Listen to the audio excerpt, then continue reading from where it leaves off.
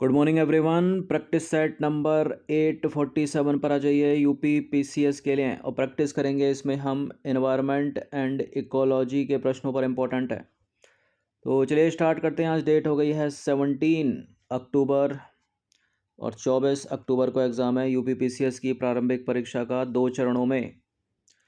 देखिए, जितने भी स्टूडेंट लोअर पीसीएस 2019 का जिन्होंने प्री दिया था, ठीक है, उसकी भी मुख्य परीक्षा का एडमिट कार्ड आयोग ने जो है जारी कर दिया यूपी SSSC से, और वो है 20 अक्टूबर को। ठीक है, 20 अक्टूबर को है 2 चरणों में। चलिए, तो पहला प्रश्न है, खाद्य श्रृंखला में मानव क्या है? मनुष्य क्या है? एक निर्माता है, केवल प्राथमिक उपभोक्ता है, केवल द्वितीयक उपभोक्ता है, या केवल प्राथमिक और द्वितीयक उपभोक्ता दोनों। देखिए, कोई पारिस्थितिक तंत्र मान लीजिए। सबसे नीचे होता है इसमें घास फूस यानी हरे पेड़ पौधे, जो सूर्य की उपस्थिति में मिट्टी से जल और खनिज तत्व ग्रहण करके भोजन बनाते हैं अपना। अब इनको खाने वाले हो गए प्राथमिक उपभोक्ता। जो प्राथमिक उपभोक्ता को खा गया वो हो गया द्वितीयक उपभोक्ता। फिर इनके ऊपर रहते हैं अपघटक यानी डिकम्पोजर। तो देखिए, मनुष्य घास फूस भी तो खाता है, साग सब्जी भी खाता है, तो प्राथमिक उपभोक्ता भी है। ठीक है, और प्राथमिक उपभोक्ता कौन होते हैं? जो हरे पेड़ पौधों का भक्षण करते हैं। मान लीजिए टिड्डी हो गई और मुर्गी हो गई, हिरन हो गया, बकरी हो गई। अब मनुष्य इनको भी तो खाता है, तो मनुष्य प्राथमिक और द्वितीयक दोनों उपभोक्ता हो गया। ठीक है, तो इसका आंसर हो जाएगा ऑप्शन नंबर डी। और ये जो सब सड़ गल जाते हैं, ये तीनों उत्पादक, उपभोक्ता और ये द्वितीयक उपभोक्ता। उत्पादक होते हैं प्रोड्यूसर इंग्लिश में, प्राथमिक उपभोक्ता होते हैं प्राइमरी कंज्यूमर, ये सेकेंडरी कंज्यूमर। कभी कभी टर्सरी भी हो जाते हैं, जैसे उसमें उच्च महासारी जंतु जो होते हैं, जैसे बाघ हो गया, शेर हो गया, या कभी कभी उनको द्वितीयक उपभोक्ता में ही डाल देते हैं। अपघटक मतलब डिकम्पोजर, इन सबको सड़ा गलाकर मिट्टी में डाल देते हैं। ठीक है, फिर से ये मिट्टी से जो है प्राथमिक उपभोक्ताओं के लिए, पौधों के लिए जो है उत्पादक प्रोड्यूसर, उनके लिए भोजन का काम करते हैं। इसी तरह से जो है पारिस्थितिक तंत्र चलता रहता है निरंतर। तो साग सब्जियों का यदि सेवन करेगा मनुष्य तो कहलाएगा प्राथमिक उपभोक्ता, और मांस खाएगा तो मनुष्य है द्वितीयक उपभोक्ता की श्रेणी में। तो मानव खाद्य श्रृंखला में प्राथमिक और द्वितीयक उपभोक्ता दोनों हो गए। क्वेश्चन नंबर 2 पर आ जाइए। एक पारिस्थितिक तंत्र में निम्नलिखित में से कौन प्राथमिक उपभोक्ता है? नीचे दिए गए कूट का प्रयोग करके सही उत्तर का चुनाव करना है। तो एक पारिस्थितिक तंत्र में प्राथमिक उपभोक्ता वही होगा जो पौधों को खाएगा, मतलब उत्पादकों को खाएगा, हरे पेड़ पौधों को खाएगा। ठीक है, वही तो होगा प्राथमिक उपभोक्ता। तो हिरण घास खाता है, प्राथमिक उपभोक्ता है। मांस खाता है बाघ, तो ये तो हो नहीं सकता। लोमड़ी भी मार देती है छोटे जानवरों को। चींटी यहाँ पर घास भी खाती है, आंट, और ये मतलब ये प्राथमिक और द्वितीयक दोनों उपभोक्ता है। तो फिलहाल सॉरी, ये अपघटन का काम करती है। ठीक है, और छोटे छोटे एक तरह से सर्वाहारी है। ये तो मांस पे भी अगर सड़ा गला पड़ा तो उस पर भी लग जाती है, आटे पर भी लग जाती है, घास फूस खाती रहती है। तो प्राथमिक उपभोक्ता और अपघटक हो गई। चूंकि अपने को प्राथमिक उपभोक्ता तो देखना है कौन सा है, तो चींटी और हिरण दोनों हो जाएंगे। मतलब सही उत्तर हो जाएगा यहाँ पर ऑप्शन नंबर ए 1 और 2।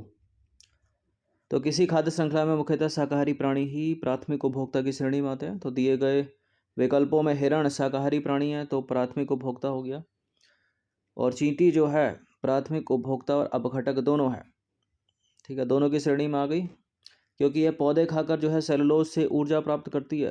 तो सही उत्तर हम क्या लगाएंगे? Option number A. Question number 3 पर आ जाइए। समुद्री वातावरण में मुख्य प्राथमिक उत्पादक होते हैं। समुद्री वातावरण में मुख्य प्राथमिक उत्पादक हैं फाइटोप्लैंक्टन, ऑप्शन नंबर ए। तो समुद्री खाद्य श्रृंखला में फाइटोप्लैंक्टन जो है मुख्य प्राथमिक उत्पादक हैं। ये प्रकाश संश्लेषण की प्रक्रिया द्वारा भोजन बनाते हैं, ऊर्जा प्राप्त करते हैं, और पृथ्वी के वायुमंडल में उपस्थित ऑक्सीजन की अधिकतम मात्रा के लिए फाइटोप्लैंक्टन ही उत्तरदायी हैं। नंबर 4 पर आ जाइए। एक घास स्थलीय पारिस्थितिक तंत्र है, उसमें घास श्रृंखला में विभिन्न घटकों का आपको सही क्रम बताना है। बताइए, आसान है। तो घास, टिड्डी, मेढक, सर्प, तोड़ लीजिए। उत्पादक कौन है? उत्पादक को खाने वाला, प्राथमिक उपभोक्ता, द्वितीयक उपभोक्ता, ठीक है, इस तरह से चलेगा। तो घास तो यहाँ पर उत्पादक हो गई, प्रोड्यूसर हो गई, ठीक है। सूर्य के प्रकाश की उपस्थिति में जल खनिज लवण से भोजन बनाएगी अपना। घास मतलब पौधा ही हो गया। तो घास को खाएगा कौन? घास को खाएगा टिड्डा। टिड्डे को सांप खा सकता है, लेकिन सांप को मेंढक नहीं खा सकता, तो गलत हो गया। और टिड्डा टिड्डे को खाएगी मेंढक, मेंढक को खाएगा घास। मेंढक को घास कैसे खा सकती है? टिड्डा को सांप खाता, फिर उसको मेंढक खा, ये तो गलत। तो सबसे पहले घास आएगी, घास को खाएगा टिड्डा, टिड्डे को खा गई मेंढक, मेंढक को खा गया सांप। तो खाद्य श्रृंखला के विभिन्न घटकों का जो सही क्रम है, घास आएगी, फिर घास टिड्डे ने खा ली, टिड्डे को मेंढक खा गई, मेंढक को सांप। जो घास है यहाँ पर उत्पादक है, और टिड्डा है यहाँ पर प्राथमिक उपभोक्ता, क्योंकि ये शाकाहारी प्राणी है यहाँ पर। और मेंढक हो गई द्वितीयक उपभोक्ता, क्योंकि ये टिड्डा खा गई। और सांप हो गया तृतीयक उपभोक्ता, ठीक है। तो कभी कभी देखिए तृतीयक उपभोक्ता तक चला जाता है, यानी यहाँ पर जो सांप है वो उच्च मांसाहारी है। क्वेश्चन नंबर 5 पर आ जाइए। जैविक और अजैविक घटकों के मध्य बिचौलिया कौन है? जैविक यानी किसी पारिस्थितिक तंत्र का बायोटिक कंपोनेंट, और ये अबायोटिक कंपोनेंट है। देखिए किसी पारिस्थितिक तंत्र के जैविक घटक क्या हैं? जैविक घटक उत्पादक, प्राथमिक उपभोक्ता, द्वितीयक उपभोक्ता, ठीक है, तृतीयक उपभोक्ता, अपघटनकर्ता। और अजैविक क्या है? अजैविक मतलब मिट्टी हो गई, स्थलाकृति हो गई, सूर्य का प्रकाश हो गया, तापमान हो गया, आर्द्रता हो गई, वर्षा हो गई, आग हो गई, ठीक है। इन सभी चीज़ों से तो अंतः क्रिया करते हैं ये जैविक घटक, इन अजैविक घटकों से जीने के लिए, भोजन के लिए, रहने के लिए। तो इन दोनों के बीच जो बिचौलिया है, मीडिएटर, वो है हरे पेड़ पौधे, यानी उत्पादक। तो वे सभी पौधे जो प्रकाश संश्लेषण के द्वारा भोजन का निर्माण करते हैं उत्पादक कहलाते हैं, मतलब प्रोड्यूसर। यह जैविक एवं अजैविक घटकों के मध्य बिचौलिए मतलब इंटरमीडिएटर का काम करते हैं, क्योंकि एक और जहाँ ये प्रकाश संश्लेषण की प्रक्रिया के द्वारा अपना भोजन बनाते हैं, यानी ऊर्जा प्राप्त करते हैं, तथा मृदा से खनिज पोषक तत्व प्राप्त करते हैं, तो दूसरी ओर ये स्वयं उपभोक्ताओं के लिए प्रत्यक्ष या अप्रत्यक्ष रूप से भोजन के स्रोत के रूप में होते हैं, ठीक है। क्वेश्चन नंबर 6 पर आ जाइए। वर्ष 1962 में एक पुस्तक प्रकाशित हुई थी, साइलेंट स्प्रिंग, जिससे विश्व के पर्यावरणीय आंदोलन को गति मिली। आपको बताना है कि इस पुस्तक का लेखक या लेखिका कौन है इनमें से। राजगोपालन नहीं है, कार्ल मार्क्स नहीं है, इसकी हैं Rachel Carson, option number C. तो साइलेंट स्प्रिंग पर्यावरण विज्ञान से संबंधित पुस्तक है, जिसकी लेखिका हैं अमेरिकी जीव विज्ञानी और संरक्षणविद रेचल कार्सन। यह पुस्तक सितंबर 1962 में प्रकाशित हुई थी। नंबर 7 पर आ जाइए। 20वीं सदी के 80 के दशक के मध्य विकास के नकारात्मक पक्षों पर विस्तार से चर्चा की गई। निम्नलिखित में से कौन सा एक उनमें महत्वपूर्ण नहीं था? प्राकृतिक संसाधनों का क्षरण, पर्यावरण प्रदूषण, राजनीतिक एवं विकास, जन सामान्य का विस्थापन एवं पुनर्वास। देखिए प्राकृतिक संसाधनों का क्षरण था, पर्यावरण प्रदूषण था, जन सामान्य का विस्थापन और पुनर्वास था नहीं था, तो राजनीतिक एवं विकास नहीं था। तो 20वीं सदी के 80 के दशक के मध्य विकास के नकारात्मक पक्षों पर विस्तार से चर्चा की गई, और चर्चा में प्राकृतिक संसाधनों का क्षरण, पर्यावरण प्रदूषण, जन सामान्य का विस्थापन और पुनर्वास आदि मुख्य विषय थे, लेकिन राजनीतिक एवं विकास पर चर्चा इसका विषय नहीं था। नंबर 8 पर आ जाइए। पारिस्थितिक तंत्र की संकल्पना को प्रस्तावित किया था किसने? जी टेलर नहीं है, ए जी टेंसले, ठीक है, ऑप्शन नंबर डी।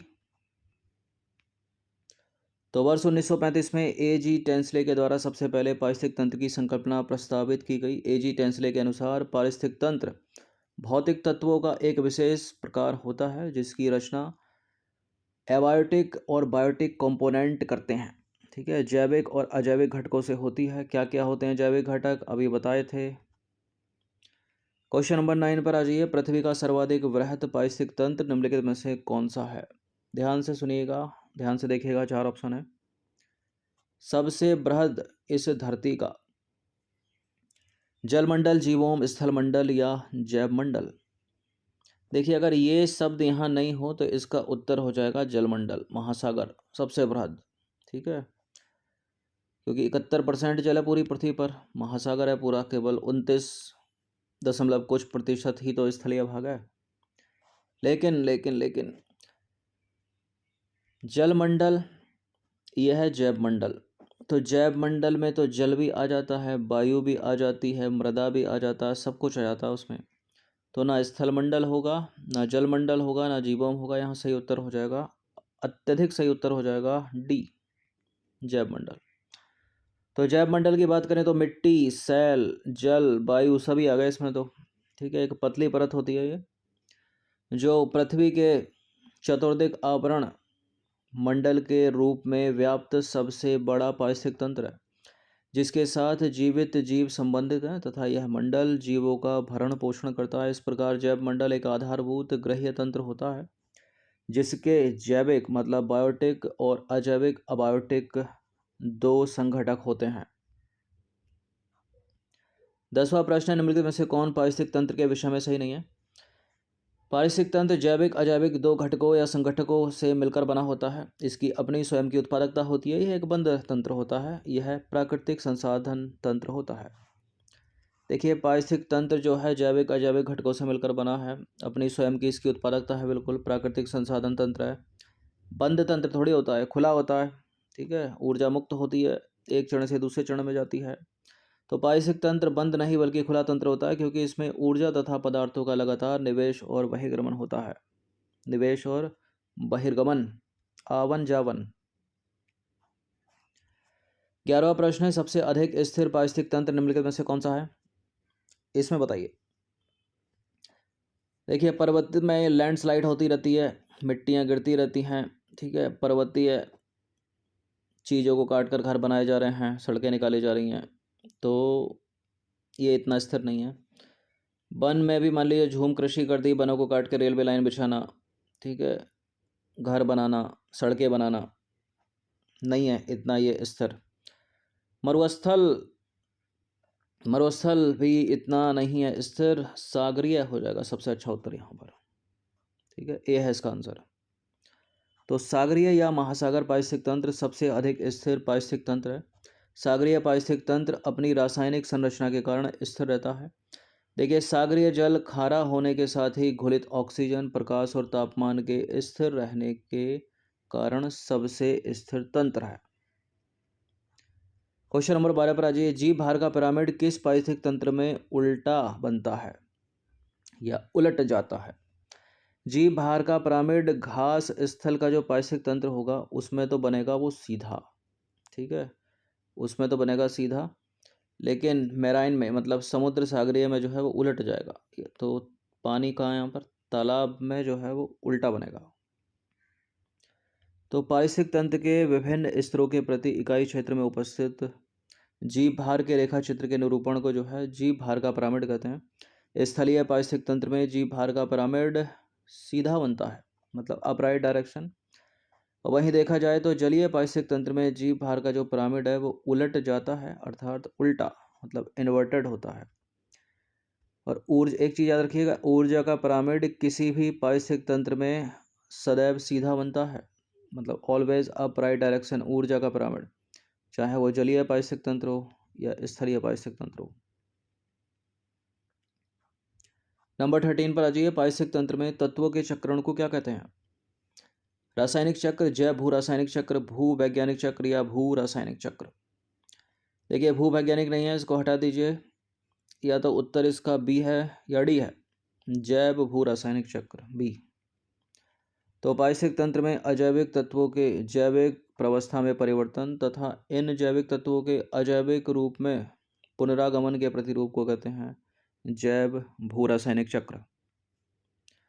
नंबर 14 पर आ जाइए। पारिस्थितिकीय संक्रमण अवधारणा का सर्वप्रथम प्रयोग किया था किसने? पारिस्थितिकीय संक्रमण अवधारणा की बात हो रही है, पारिस्थितिक तंत्र की बात नहीं हो रही। इसका उत्तर है बेनेट, ऑप्शन नंबर बी। इनका पूरा नाम है जॉन डब्ल्यू बेनेट।